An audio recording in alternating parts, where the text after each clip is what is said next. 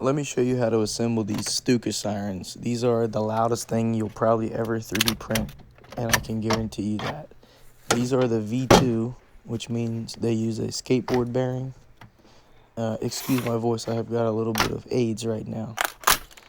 What you do is you just break it off of your plate that you printed it on, and you gotta break all the crap off of here. And while I do that, let me show you the print settings that I use. Break all of these. Alright, now once you've got everything laid out on the plate like this in this orientation, you want to go over to supports and select tree supports. That's going to be the best option for what you want to do. Then on quality, 0.2 is fine. And strength, make sure you have at least 3 walls, and you want about 15% or more infill. It doesn't matter what infill pattern you use. There you go. It should look like that. Alright, now that you've got everything ready to go, all you need is a bearing. It doesn't matter what brand or whatever.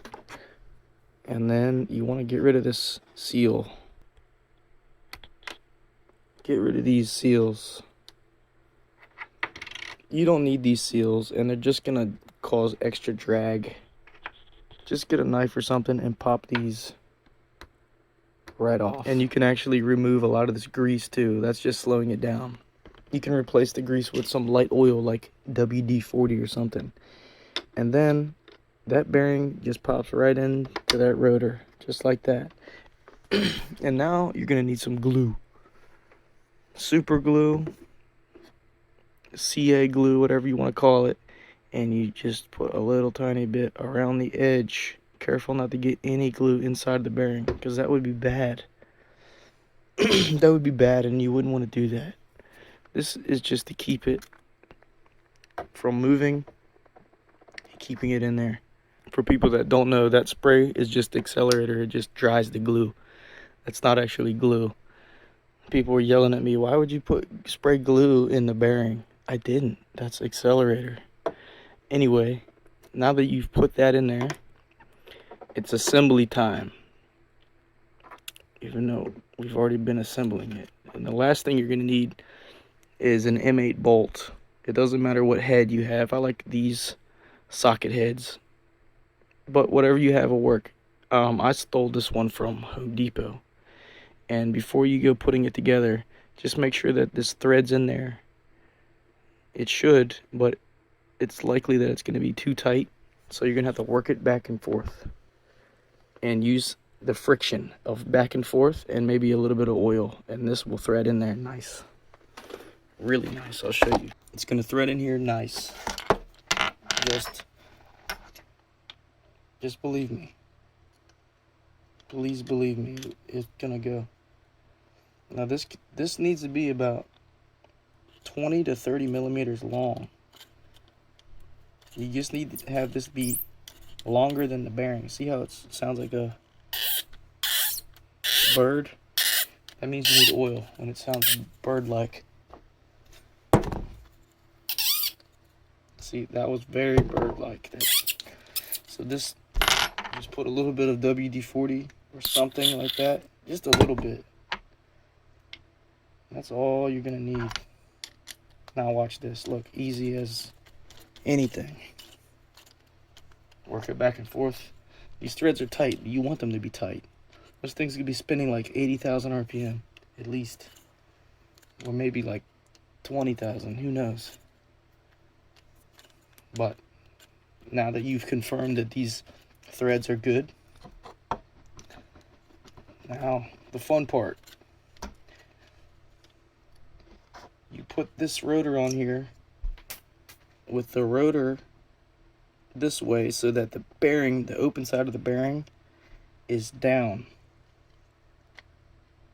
Like that. Take your grate. I call this the grate. And you see this part, the side with the nipple, that goes towards the bearing. Like that. So this is how the sandwich goes. This is the bread. This is the meat. The bearing, the open side of the bearing meat goes towards the bread. And then the grate nipple side goes to the bearing. That's the sandwich. then the bolts. And now you're thinking, why did I drop that? Again, now you tighten this, give this, oh shit. And you don't have to go crazy tight. You just get it tight enough. Give this a spin. Give it a tighten. If it's not rattling around, you're good. Last part, this intake cone goes right over that and it bottoms out. Just like this.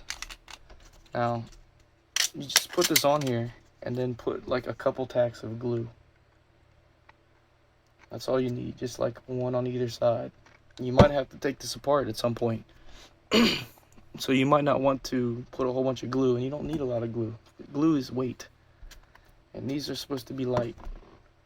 Now you have a good one if when you go like this, the rotor stays still. Like spinning rims. That's how you know it's good. No rubbing, no rattling. This is good to go, but there's one way that I use to test this. Okay, you can just jam this right into your leaf blower if it fits. Let's put this decibel meter 1 meter away and see what it gets up to.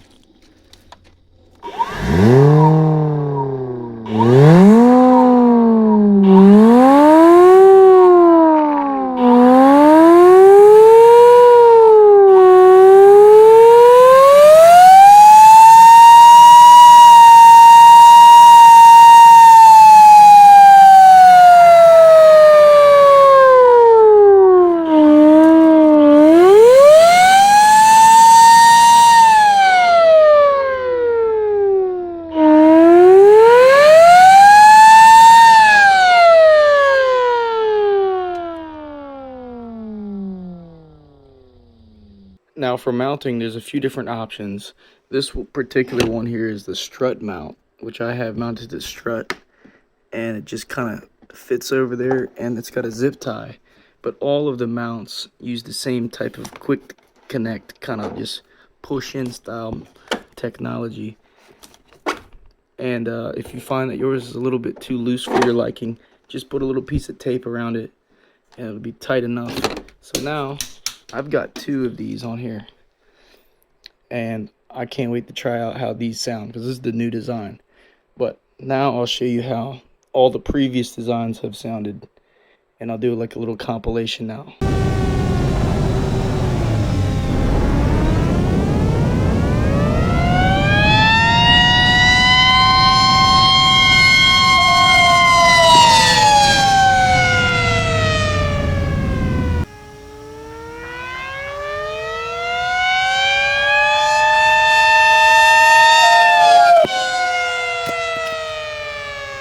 Hello, it's Dan. I am flying my T-28 with 2 dive sirens.